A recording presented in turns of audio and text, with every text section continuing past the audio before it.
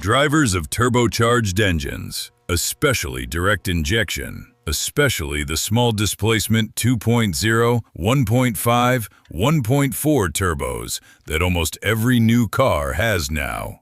The next 30 seconds, the ones between when you pull into your driveway and when you turn the key, those 30 seconds decide whether your turbo lasts to 250,000 kilometers or dies at 80,000.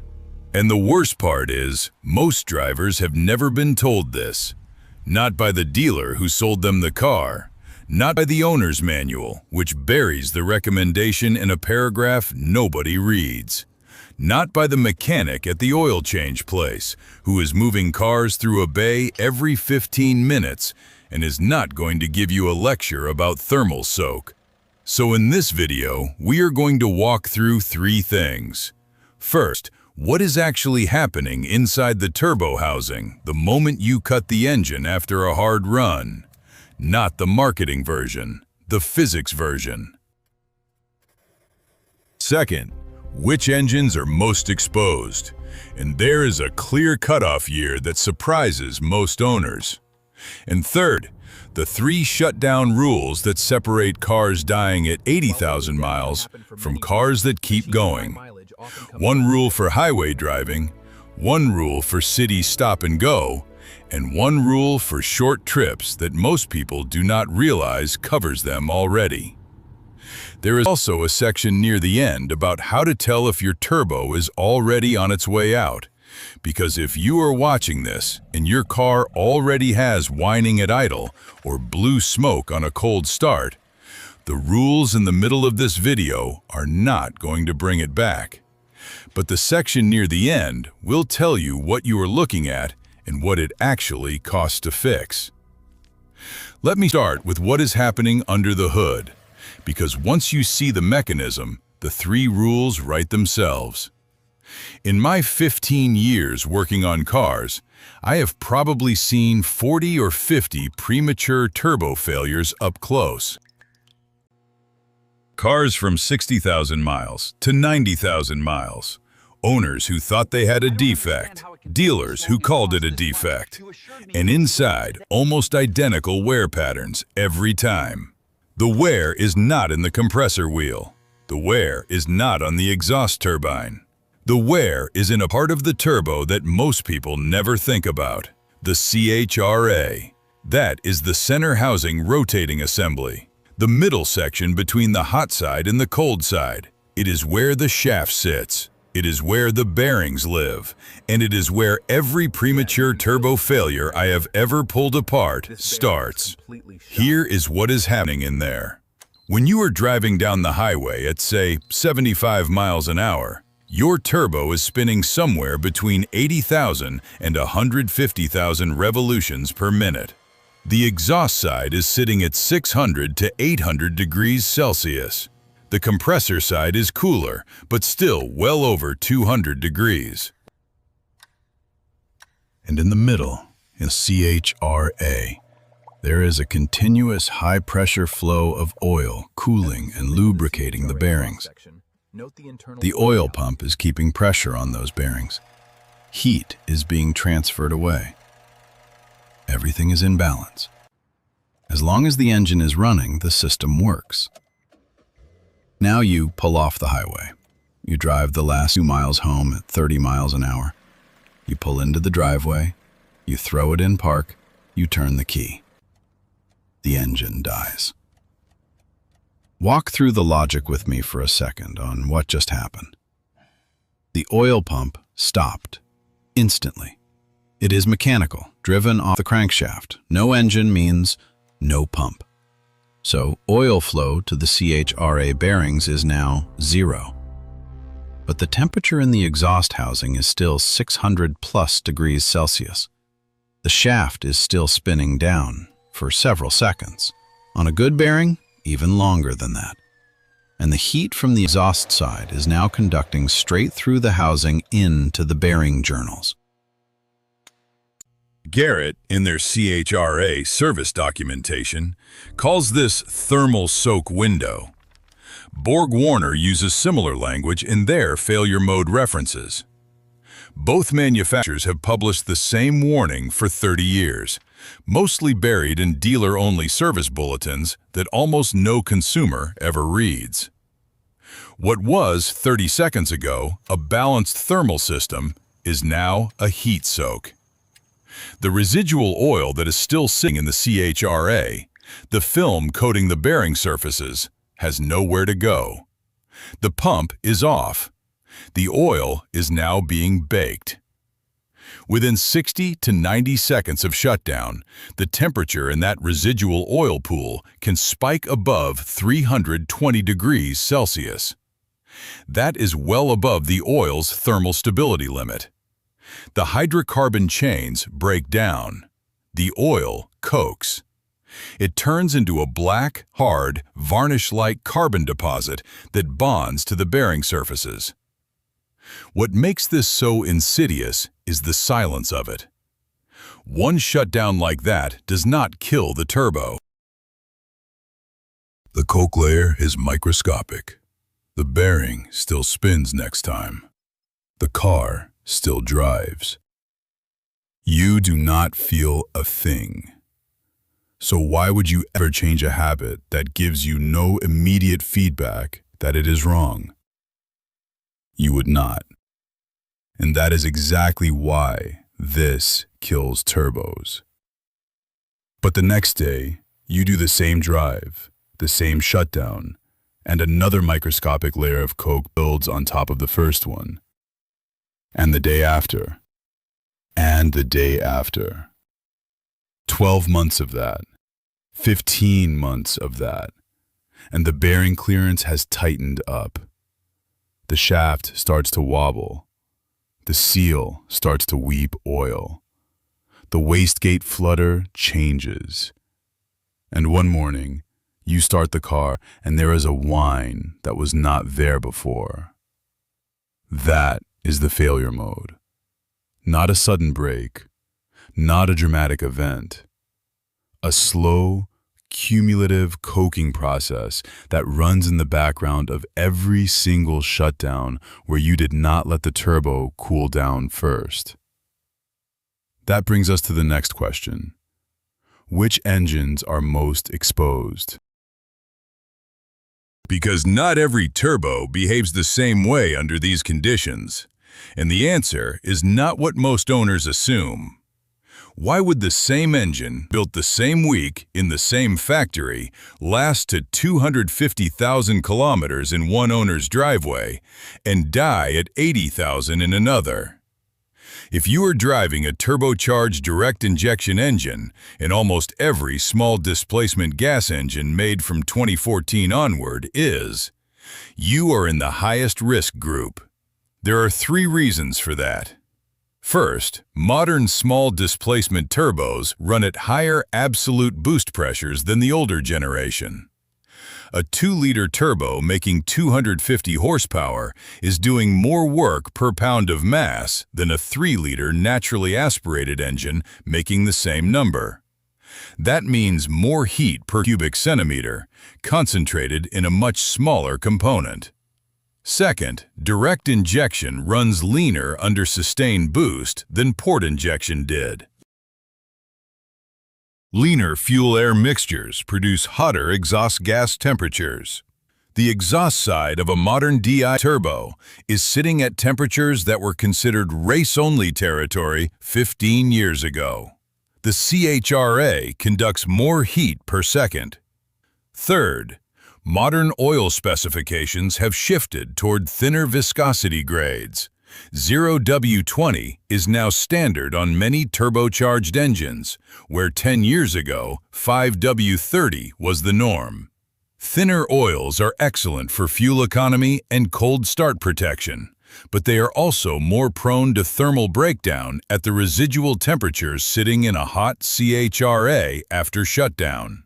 The same oil that protects your engine at startup is more vulnerable when it is being baked between the bearing journal and the turbine housing.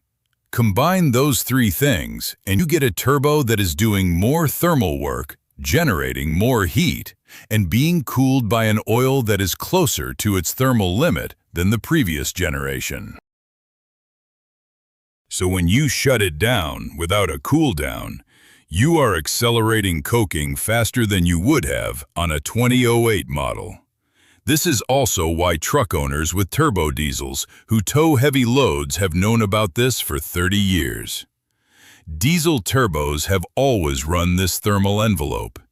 Diesel owners who pull trailers were the original audience for cool-down discipline.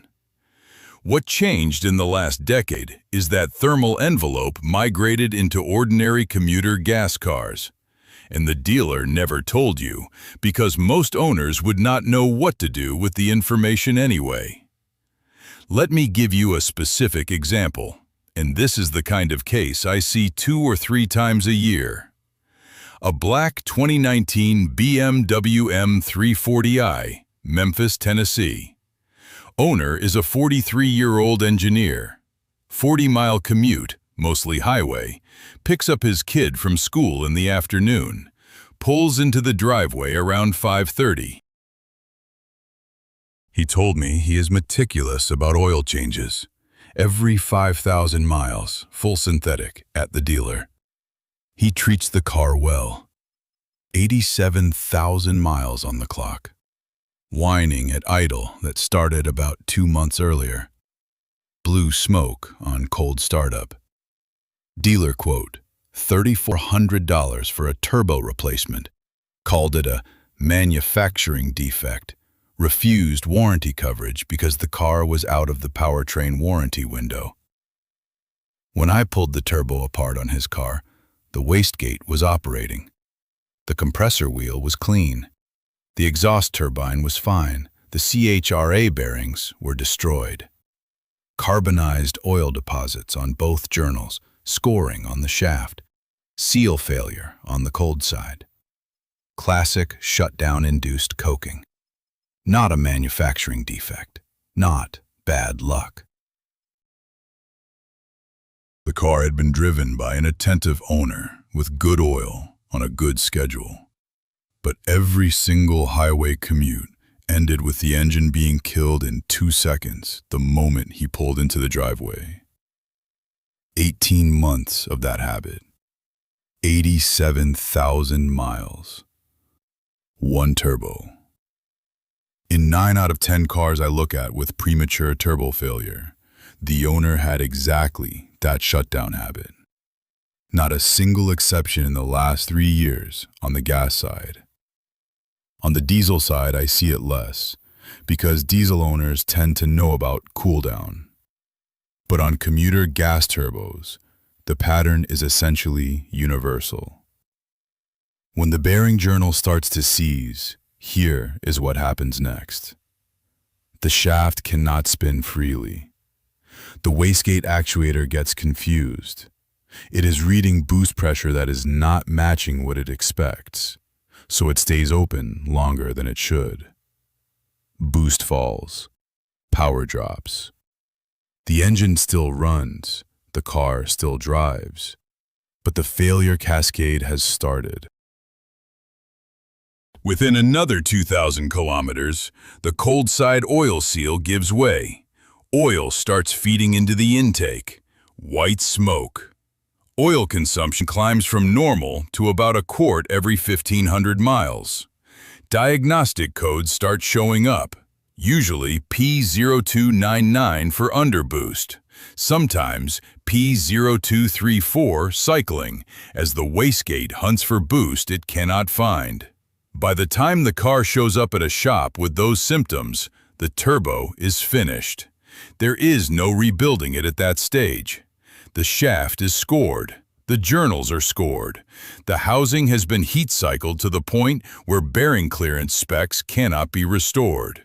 You are looking at a new turbo, a remanufactured turbo, or a used unit pulled from a salvage yard. All 3 options come with different costs and different risks, which I will get into near the end. Quick note before the rules. I am not going to give you a hard sell here. If this video is saving you a turbo, you know what to do. If it is not, you will click off in about 30 seconds anyway. Either way, The next thing is the rule that mechanics give for highway shutdowns, and it is different from the rule for city driving, which is different from the rule for short trips. 3 rules. Each one matches what the engine actually went through during the drive. How do you know which rule applies to you? The answer is in what the last 10 minutes of driving looked like before you parked. Not the whole commute, just the last stretch. Rule 1. Highway driving. If you have been on the highway for more than 10 minutes at speeds above 55 miles an hour, let the engine idle for 60 to 90 seconds before you shut it down. Not 30 seconds. That is for shorter drives. 60 to 90 seconds for sustained highway. The reason is that highway driving keeps the turbo under near continuous boost, even at cruise. The exhaust housing is loaded with heat. The bearing journals are at their working temperature. 60 to 90 seconds of idle allows the oil pump to continue circulating cool oil through the CHRA, drawing heat away from the bearings, while the exhaust side cools down enough that the residual thermal soak after shutdown is below the coking threshold. Practical version. When you pull into your driveway, leave the engine running while you grab your bag, check your phone, look at the mail. That is your 60 to 90 seconds. Then turn the key.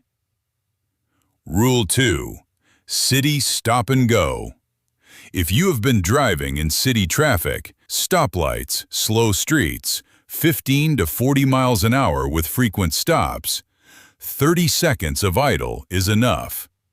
The reason is that city driving never puts sustained boost on the turbo. Every stop is already a small idle window. The CHRA is not running at peak temperature. The thermal load is much lower. 30 seconds is enough to circulate 1 cycle of oil through the bearing area and pull the residual temperature down below the coking threshold. Rule 3. Short trips. If you drove less than 3 or 4 miles in cold or moderate weather and you never reached highway speeds, you can shut the engine down immediately. The turbo never reached operating temperature. There is no thermal soak to worry about. This sounds counterintuitive. Most owners assume short trips are the most damaging, but in turbo terms, a short trip means the turbo barely worked. The CHRA never got hot enough to coke oil during shutdown. The bigger problem on short trips is oil dilution from incomplete combustion, which is a different conversation for a different video. So 3 rules: 60 to 90 for highway, 30 for city, 0 for short trips. That is the protection mechanism. Now there is a product category that needs to be addressed, because every time I bring this up, somebody in the comments mentions turbo timers. Those are aftermarket devices that keep the engine idling after you take the key out, then automatically shut it down after a programmed interval. They were popular in the 1990s on the diesel and JDM tuner scene. I am not going to pretend a turbo timer is the answer here. They work in the sense that they extend idle time, but they have problems. First, they cost $200 to $400 installed properly. Second, modern cars with electronic immobilizers and CAN bus systems are not designed to have the engine running with the key removed. Installation requires bypassing security systems, which has its own risks and may affect insurance. Third, the right answer is 30 seconds of your time. Just sit there. Look at your phone. The device that replaces 60 seconds of patience with a $400 gadget is solving the wrong problem. If your habit is to walk into the house the moment you park, change the habit. Let the engine run for 60 seconds. That is the entire intervention. Now, the section I promised at the start. Signs your turbo is already going out. Because if you're watching this and you suspect the damage is already done, here is what to look for. The first sign is a whining noise at idle that was not there before. Specifically, a high-pitched whine that gets louder as you give it gas, then changes pitch as boost builds. That is the bearing on the shaft developing play. The shaft is wobbling slightly inside the bearing journal because the clearance has opened up beyond spec. The second sign is blue smoke on cold startup that clears within 30 seconds.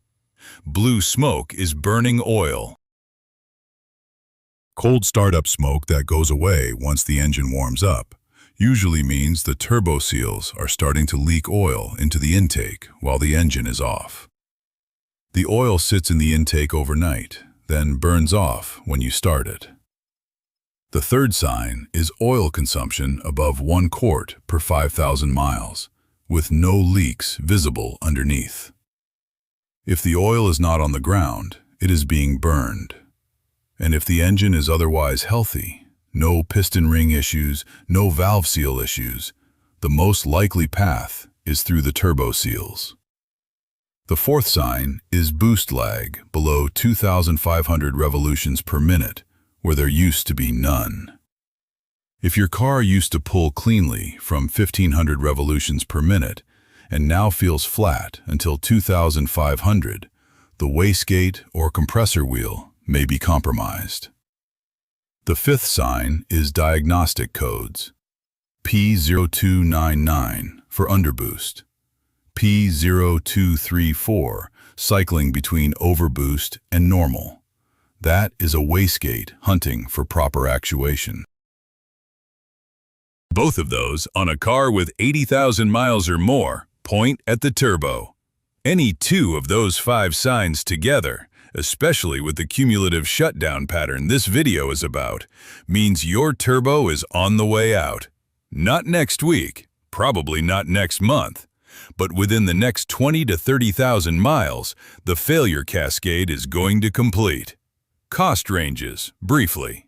A new OEM turbo from the manufacturer, installed at the dealer, runs $1,800 to $3,500 on most modern commuter cars. A remanufactured turbo from a reputable rebuilder, installed at an independent shop, is typically $800 to $1,400. A used turbo from a salvage yard is $400 to $900, but you are buying somebody else's wear. You do not know the shutdown history of the car it came off of, and the install labor is the same as for a new unit. The rebuild option is usually the best balance of cost and risk, but only if the shop doing the rebuild uses OEM spec bearings and balances the assembly properly. A cheap rebuild with sub-spec bearings will fail in 2 years. Try this tonight when you pull into the driveway. Leave the engine running. Resist the muscle memory to twist the key. Listen. Count 30 Mississippis. Then turn it off.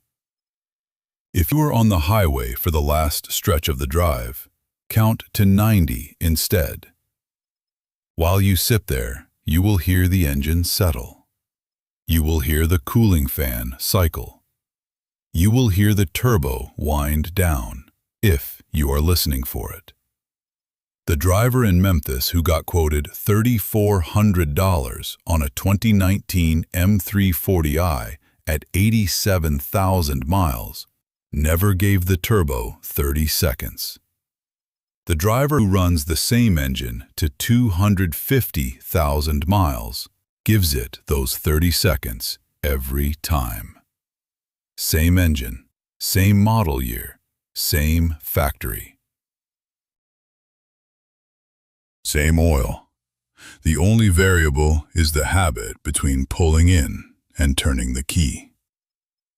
Try it tonight, tomorrow morning, every drive after that.